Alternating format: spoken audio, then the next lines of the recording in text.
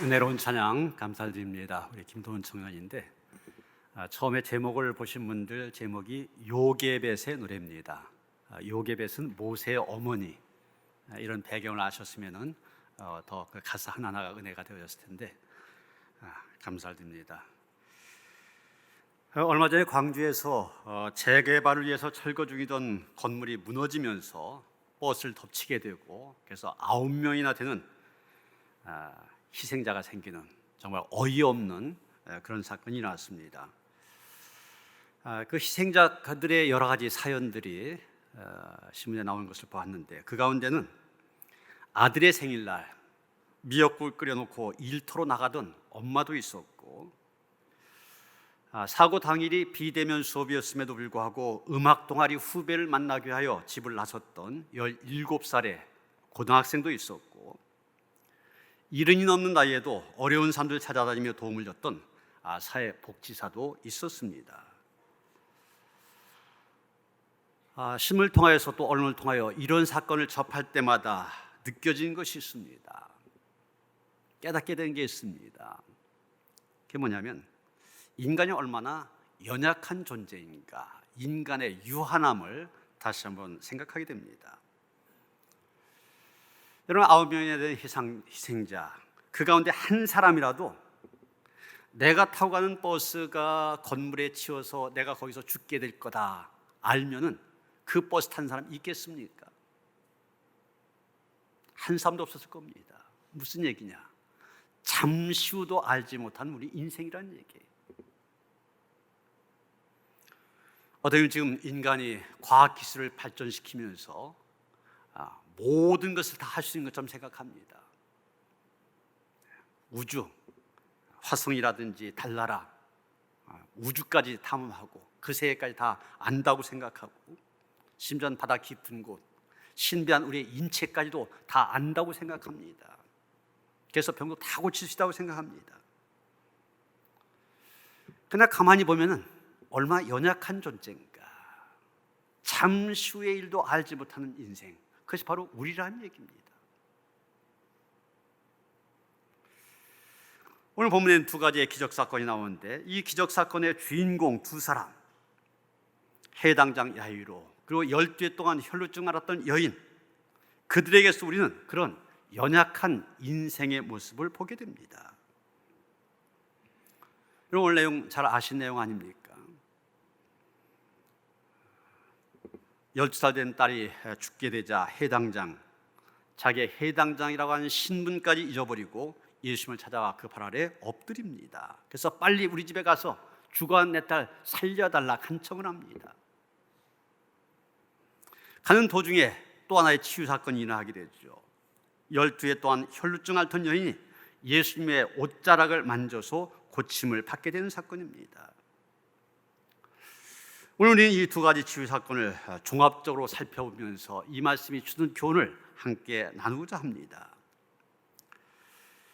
먼저 이 두 가지 치유 사건, 전혀 다른 두 사람이 주인공으로 등장한 것을 보게 됩니다.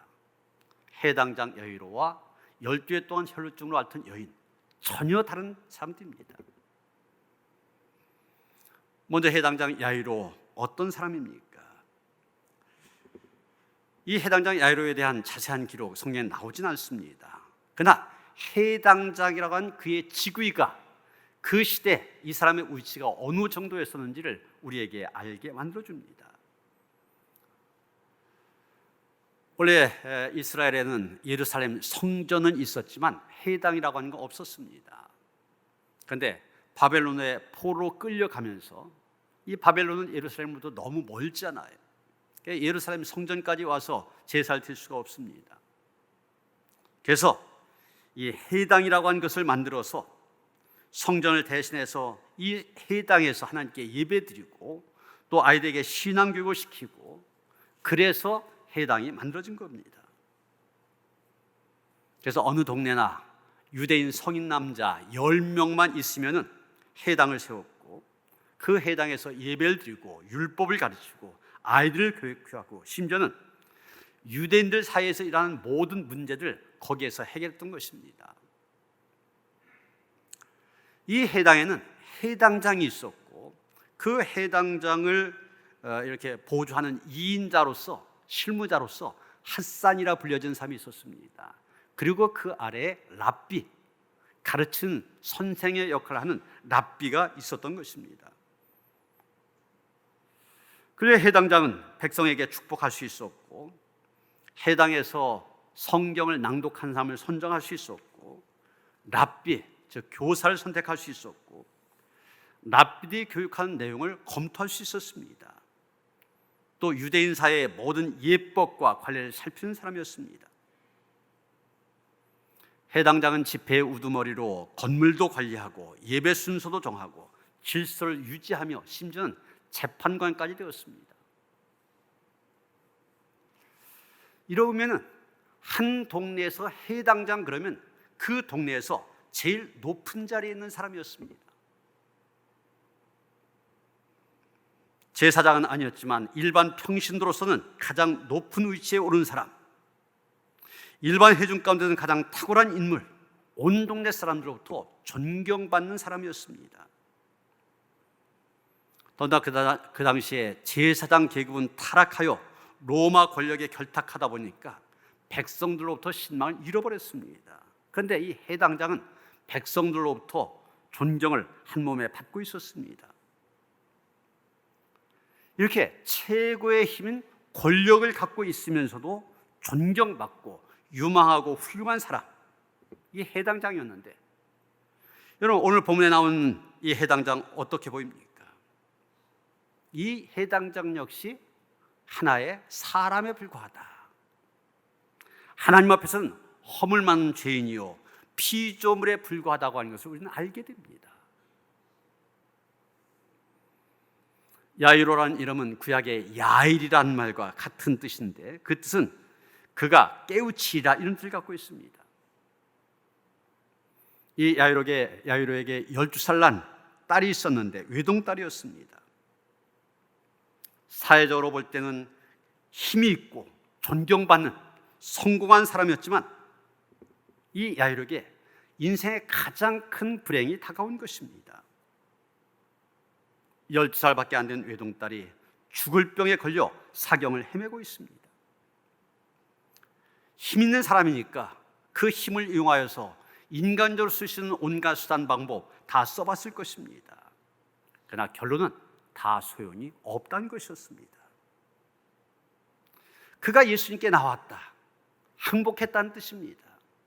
내가 인간적인 수단 방법 다 써봤지만 안 된다, 항복하고 나옵니다, 그런 뜻입니다. 그리고서 이어서 12해 동안 혈루증으로 앓던 여인이 나옵니다. 이 혈루증, 하혈하는 병입니다. 유출병이라고 하는데 현대의학적인 용어로 얘기하면 자궁 내막염 이렇게 말할 수 있을 것입니다. 문제는 이 병이 부정한 병이었다고 하는 것입니다. 그래서 여인이 이 병을 앓았다, 성전에 나아갈 수 없습니다. 사람들과 자유롭게 접촉도 할 수 없습니다. 그러다 보니 정상적인 가정생활도 할 수 없습니다. 여자로서는 치명적인 질병이었던 것입니다. 26절 보면 당연히 이 여인 어떻게 해서든지 이 병을 고치기 위하여 용한 의사 다 찾아봤고 좋다고 한 약 다 써봤습니다. 이 병을 치료하기 위해서 온갖 애를 다 써본 것입니다. 병만 치료할 수 있다면 돈도 아깝지 않았습니다. 그러나 백약이 무효였고 병만 키웠습니다. 여러분 옛날만 그렇습니까? 지금도 마찬가지입니다. 우리나라의 의료 수준 세계적인 수준입니다. 그래서 암에 걸렸다 할지라도 조기에 발견만 하면 다 나을 수 있습니다. 의료기술이 발달하며 평균 수명도 엄청 높아졌습니다. 요즘에 70잔치 80잔치 안 하잖아요. 옛날 60만 해도 오래 살았다고 해갖고 해갑잔치 했었는데 웬만하면 100살까지 삽니다. 보면 26절에 보면 많은 의사에게 많은 괴로움을 받았고 가진 것도 다 허비하였을 때 아무 효험이 없고 도리어 더 중하여졌던 차에, 지금 우리가 산 시대 의료 수준이 많이 발달되었다고 하지만은 그러나 이 말씀 그 당시나 지금이나 똑같다는 얘기입니다. 다 할 수 있는 것 같지만 우리 역시 마찬가지잖아요. 이 말씀은 옛날이나 지금이나 인생의 연약함을 묘사하는 말씀일 뿐입니다. 해당장 야이로나 12에 또한 혈중 같은 여인, 인간이 쓸 수 있는 수단과 방법 다 써봤습니다. 그러나 그 결과는 절망이었습니다. 그에게 주어진 상황이 절망적임을 상징적으로 보여준 말이 바로 부정이라는 단어입니다. 구약의 율법은 부정한 것은 전염성이 있다, 이런 생각을 해서 무엇이든지 부정한 것과 접촉한 것을 금지했습니다. 그래서 레위기 5장 3절 보면 이렇게 말합니다. 만일 부지 중에 어떤 사람의 부정에 닿았는데 그 사람의 부정이 어떠한 부정이든지 그것을 깨달았을 때는 허물이 있을 것이요. 부정한 것과 접촉한 것 자체가 죄라는 얘기입니다. 죄가 된다는 얘기. 모세율법은 특별히 세 가지 형태의 부정을 아주 중대하게 생각했습니다. 첫째가 나병, 옛날 말로 문둥병이죠. 두 번째가 유출병입니다. 이 몸에서 고름이라든지 피가 흘러내리는 병을 말합니다. 그리고 세 번째가 죽음. 사람이든 짐승이든 죽은 시체를 부정하다고 봤습니다. 그래서 이 나병 환자나 유출병 환자 그리고 죽음과의 접촉을 철저히 금지했던 것입니다. 그래서 이 세 가지 금기를 어길 경우 공동체에서 아예 쫓겨났습니다. 나병이나 유출병 그리고 죽음에 닿기만 해도 부정을 탔다 해서 공동체에서 추방을 당했는데, 그 나병에 걸린 당사자나 유출병 환자 자기 집이나 동네로부터 추방당한 것 두말할 필요가 없습니다. 오늘날도 이 코로나19 때문에 자가격리한 일들이 있지 않습니까? 확진이 되었을 때는 물론이고 확진자와 밀접 접촉이 있었다 하는 그 사실만 갖고도 2주 동안 자가격리를 해야만 됩니다. 여러분, 이 자가격리가 왜 힘든 겁니까? 이 사람이라는 존재가 어울려서 살아야 되는데 모든 관계를 다 끊은 채 혼자 살아야 된다. 그래서 힘든 거 아닙니까? 지금 이 해당장 야이로나 또 열대 혈증을 앓았던 여인, 바로 그런 상황입니다. 그런 절망적인 상황. 이런 상황에서 그들이 한 일이 무엇입니까? 예수님을 찾았다고 한 것입니다.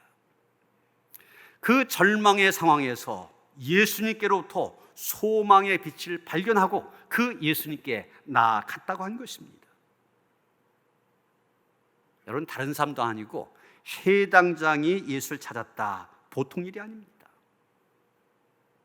말씀드렸던 것처럼 해당장 대단한 사람입니다. 더구나 유대교회에 철저히 헌신한 사람이 아니고는 해당장이 될 수가 없었습니다.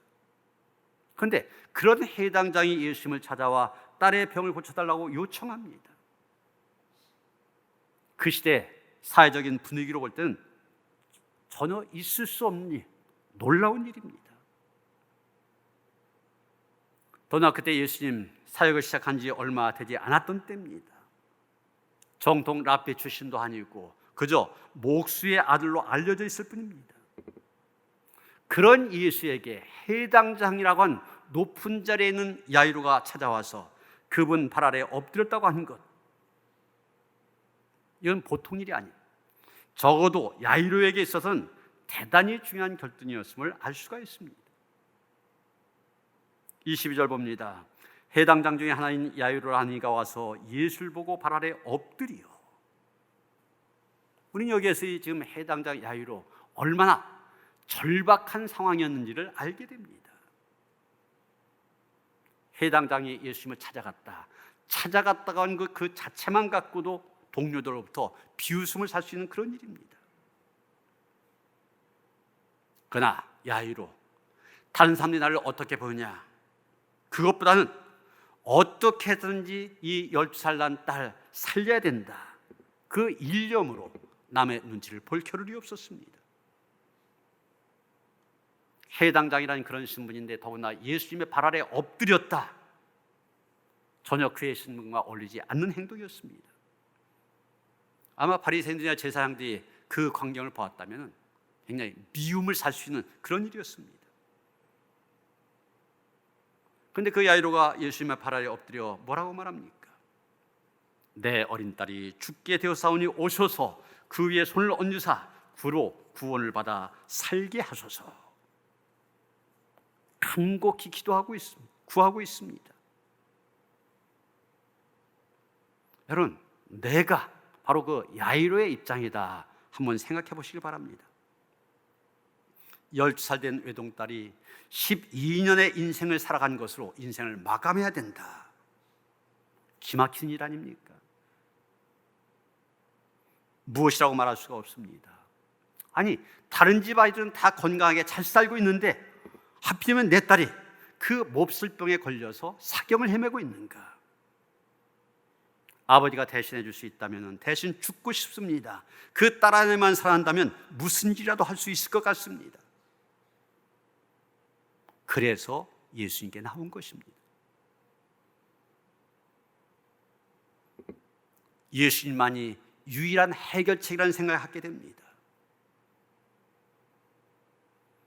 그런데 말씀드린 것처럼 그 시대적인 그 사회 분위기는 참 어려운 때였습니다. 유대인들의 권력을 가진 사람들, 저 예수라고 하는 사람 따르기만 해도, 저 사람과 가까이만 하게도 출교시키겠다. 이것이 그 당시의 분위기였습니다. 그런데 해당장이 되어가지고 그 예수께로 나아간다? 어려운 일입니다. 그러나 해당장이 볼 때 저 예수, 인류의 유일한 희망이었고 구원이었습니다. 지금 유대인들 저 예수를 몰라서 배척하려고 하는 것이지 모든 사람이 저 예수에게 나가야만 된다. 이것이 바로 야이로의 생각이었습니다. 또 그의 믿음이었습니다. 여러분, 야이로가 어떻게 해서 이런 믿음을 갖게 되었습니까? 바로 딸의 병 때문이었습니다. 딸의 병이 없었다면 자기의 체면을 지키고 해당장으로 그냥 있으면 되는 일이었습니다. 이러면 해당장 야이로에게는 딸의 질병이 아버지의 믿음을 갖게 하였다, 이렇게 볼 수 있는 것입니다. 그렇습니다. 때론 우리의 질병까지도 합력하여 선을 이루게 하십니다. 오히려 우리가 주님 앞에 나아가게는 은총이 될 수가 있습니다. 이 해당자에게 12살 먹은 딸이 있었다. 아마 예수님의 나이보단 조금 위였을 것으로 생각이 되어지는데, 그런데도 예수께 직접 나아가서 그것도 그냥 서서가 아니라 예수님의 발 아래 엎드려 간곡하게 요청하고 있습니다. 예수님 그 당시 무명의 청년이었고 아무런 지위도 없었는데 그 앞에 무릎을 꿇었던 것입니다.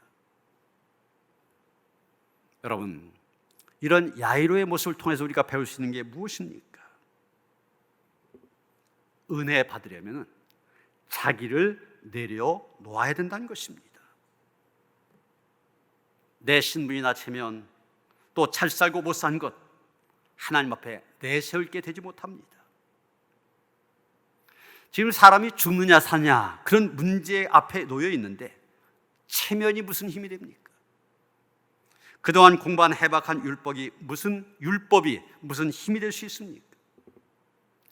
딸은 지금 다 죽어가고 있는데 그에게 물려줄 수 있는 유산 얼마나 많다고 한 것, 그게 무슨 의미가 있냐는 얘기입니다. 여러분, 예수님만이 해답입니다. 예수님만이 유일한 소망입니다. 예수님만이 우리의 구원이 되십니다. 예수님은 어제나 오늘이나 영원토록 동일하신 하나님이십니다. 스스로 말씀하신 것처럼 예수님만이 우리의 길이요 진리요 생명이 되십니다. 그 예수께서 우리를 살리십니다. 예수께서 영적으로 죽어가던 우리를 살리셨습니다. 우리를 죄악에서 구원해 주셨습니다. 해당장 야이로 이 믿음이 있었기 때문에 모든 것을 내려놓고 주님 앞에 나아갈 수 있었던 것입니다. 12의 혈루증을 앓았던 여인도 마찬가지입니다. 이 여인 예수님의 소문만 듣고 무리 가운데 끼어들어옵니다. 그것도 앞에 선 것도 아니고 예수님의 뒤로 와서 저 예수님의 옷에 손만 대어도 내가 고침을 받으리라 생각하며 옷자락에 손을 대었습니다. 예수님의 옷에 손을 댄 순간 여인은 확실히 느꼈습니다.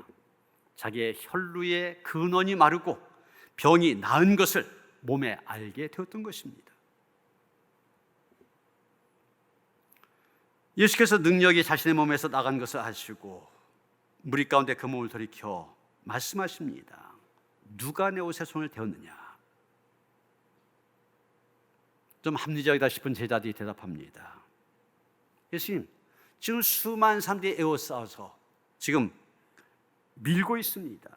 그런데 예수님, 이 사람들을 보시면서도 누가 내 손에 내게 손을 대었냐 물으신 겁니까? 그럽니다.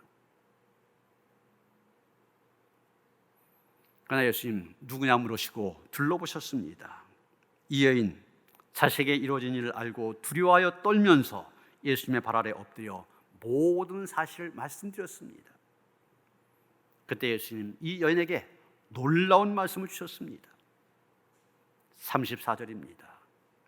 예수께서 이르시되 딸아, 내 믿음이 너를 구원하였으니 평안히 가라. 내 병에서 놓여 건강할지어다. 얼마나 감격스러운 말씀입니까? 모든 장애를 물리치고 뛰어넘고 주님께 나아갔을 때 주님께로부터 그런 은혜를 덧입게 된 것입니다. 그런데 이 광경을 바라보던 해당장 야이로 어땠겠습니까? 그 심정이 굉장히 안타까웠을 겁니다. 예수님이 지금 빨리 딸에게로 가야 되는데 길에서 지체하고 있습니다. 조금이라도 지체해야 되는 것 굉장히 안타까웠을 것입니다. 그런데 그때 해당장의 집에서 사람이 와서 해당장에게 말합니다. 당신의 딸이 죽었나이다. 어찌하여 선생을 더 괴롭게 하나이까? 아마 그런 생각 들었을 겁니다. 조금만 서둘렀으면 딸이 살 수 있었는데 예수님 빨리 가지 않으셔서 내 딸이 죽었다 생각했을 겁니다. 사람이 살아있을 때는 낫게도 하고 호전시킬 수 있지만 이제 죽었다는 것입니다. 아마 머리가 하얘졌을 것입니다. 어떤 말도 들리지 아니하고 어떤 말로도 위로가 되지 않았을 것입니다. 그런데 옆에서 그 말씀을 듣고 계시던 예수님 뭐라고 말씀하십니까? 36절 보시면 두려워하지 말고 믿기만 하라. 두려워하지 말고 믿기만 하라 말씀하십니다. 여러분, 오늘도 주님께서는 우리에게 말씀하십니다. 두려워하지 말고 믿기만 하라.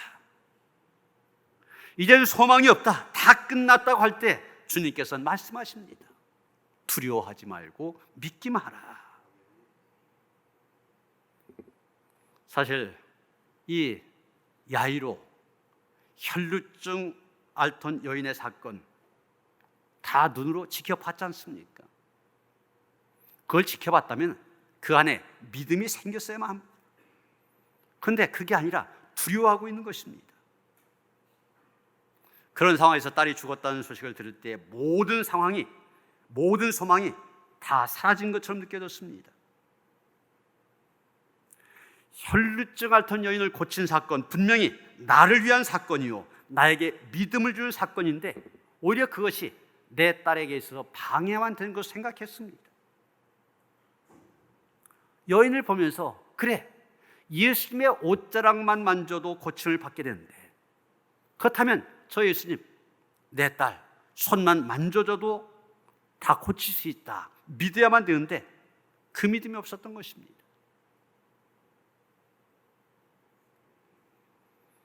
이제 예수님은 해당장의 집에 따라가셔서 사람들이 울며 통곡하는 것을 보십니다. 그러면서 말씀하십니다. 너희가 어찌하여 떠들며 우느냐? 이 아이가 죽은 것이 아니라 잔다고 말씀하십니다. 당시 사람들이 사람이 죽은 것을 모르고 자는 아이를 보고 죽었다고 할 거 아니었습니다. 그러나 예수님 눈에 비치기로는 죽은 것이 아니라 자는 것에 불과했습니다. 당의 사람들은 비웃었습니다. 비웃는다는 말 같지 않아서 웃었다는 얘기입니다. 사람이 상식도 없고 무식하고 무지하기 때문에 비웃는 것입니다. 그러나 이런 비웃음이 예수님의 능력을 나타내게 만들었습니다. 예수님 떠들고 울던 사람들 다 내보내시고 아이의 부모와 세 제자만을 들이시고 방에 들어가셨습니다. 그리고 그 아이의 손을 잡고 말씀하십니다. 달리다고, 우리말로는 소녀야 일어나라, 그런 뜻입니다. 소녀가 일어났습니다. 일어나자마자 일어서서 걸었습니다. 사람들이 당연히 놀랐습니다. 실제로 완전히 살아난 것입니다. 여러분, 이렇게 해서 예수님 부정한 두 여인을 깨끗하게 만드셨습니다. 한 사람은 중년의 여인으로 12년 동안 혈루증을 앓았습니다. 다른 한 사람은 12살 된 소녀였습니다. 이 두 사람 모두에게 공교롭게도 12이라고 하는 숫자가 같이 나오지 않습니까? 12에 또한 혈루증으로 앓던 여인은 유출병으로 부정하였고 12살 된 소녀는 죽은 시체가 되었기 때문에 부정해졌습니다. 누구든지 이 두 여자와 접촉하면 안 됩니다. 말씀드린 것처럼 접촉하는 사람 역시 부정하게 된다. 율법 조항이 있기 때문입니다. 하물며 부정한 사람이 다른 물건이나 사람과 접촉한다. 그 물건이나 사람 역시 부정해집니다. 이런 부정의 반대말은 거룩이란 말입니다. 그렇다면 이 부정한 사람들, 거룩하신 하나님을 예배하기 위한 거룩한 성전에 전혀 나올 수 없는 사람들입니다. 그러다 보니 부정하다고 하는 사람들, 위로는 하나님과의 관계뿐만 아니라 아래로 이웃과의 관계뿐만 아니라 모든 관계들이 다 깨어지게 되어 있습니다. 사회적인 모든 관계와의 단절, 여기에 부정한 사람들의 슬픔이 있었던 것입니다. 마치 썩은 사과 하나가 괴짝 속에 든 모든 사과를 썩게 한다는 서양의 속담처럼 부정한 사람, 다른 사람들까지 부정하게 만들 수 있기 때문에 일체 관계를 끊어야 된다는 것입니다. 이게 바로 접촉 금지입니다. 사실 전염성 있는 사람과 접촉하면 질병을 옮길 수 있기 때문에 이런 규정 일리가 있는 말입니다. 지금 코로나19 확진된 사람 격리한 이유가 그거지 않습니까? 같이 접촉하다면 병이 옮기기 때문에. 또 행실이 나쁜 사람과 어울리다 보면 자기도 모르게 나쁜 행실을 닮을 수 있습니다. 그렇기 때문에 이런 금지사항을 얘기한 것 이해가 될 수 있는 얘기입니다. 그런데 여러분, 중요한 것은 주님께서 어떻게 하셨느냐는 겁니다. 예수님께서는 이와 같은 부정한 사람과의 접촉이 부정을 낳는다고 하는 그 당시 사람들의 통념, 그 당시 사람들의 생각 뒤집어 놓으셨습니다. 예수님은 부정한 사람과 접촉을 했는데도 부정해지지 않습니다. 반대입니다. 예수님이 부정한 사람과 접촉했더니 오히려 그 사람이 깨끗하게 되어집니다. 거룩하게 됩니다. 혈루증 앓던 여인, 예수님의 옷자락 살짝 접촉했는데, 살짝 터치했는데 깨끗하게 됐잖아요. 예수님께서 손을 잡아준 소녀, 손으로 접촉했습니다. 터치했습니다. 깨끗하게 되었습니다. 무엇을 말하는 겁니까? 예수님의 거룩함은 모든 더러운 것을 깨끗하게 하는 능력이 된다는 얘기입니다. 부정한 사람들과 접촉해서 부정해지는 것이 아니라 오히려 그들을 깨끗하게 하시고 거룩하게 만드십니다. 그렇다면 여러분, 오늘 그 주님은 우리에게 어떤 의미를 갖고 있습니까?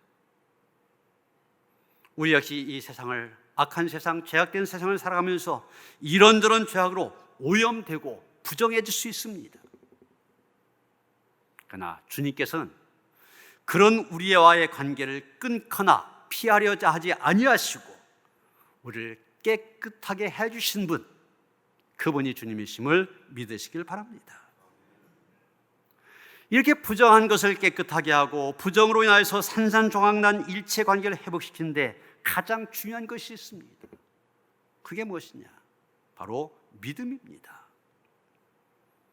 혈루증 앓던 여인, 예수님의 옷자락만 만져도 병이 나을 것이라는 믿음이 있었습니다. 해당장 야이로 역시 예수님이시라면 죽은 딸도 살릴 것이라는 믿음이 있었습니다. 바로 이 믿음이 부정한 모든 것 깨끗하게 하시고 거룩하게 하신 것입니다. 오늘 우리 안에도 이 믿음이 있어야만 됩니다. 혈루증 12해 혈루증 앓았던 여인이 그랬던 것처럼, 12살 되어 죽은 소녀가 그랬던 것처럼 주님과의 접촉을 통하여 일체 부정함에서 깨끗하게 되어 하나님 앞에 거룩한 백성으로 살아가는 그런 성도들 되시기를 주님의 이름으로 축원합니다.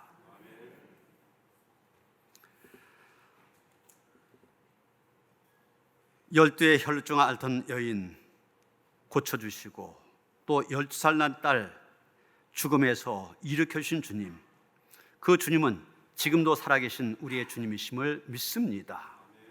지금도 우리의 삶 가운데 찾아오셔서 우리를 만져주시고 접촉하셔서 우리로 하여금 회복되게 하시고 부정에서 죄악에서 우리를 일으켜 세우셔서 거룩함에 이르게 하시는 줄 믿습니다.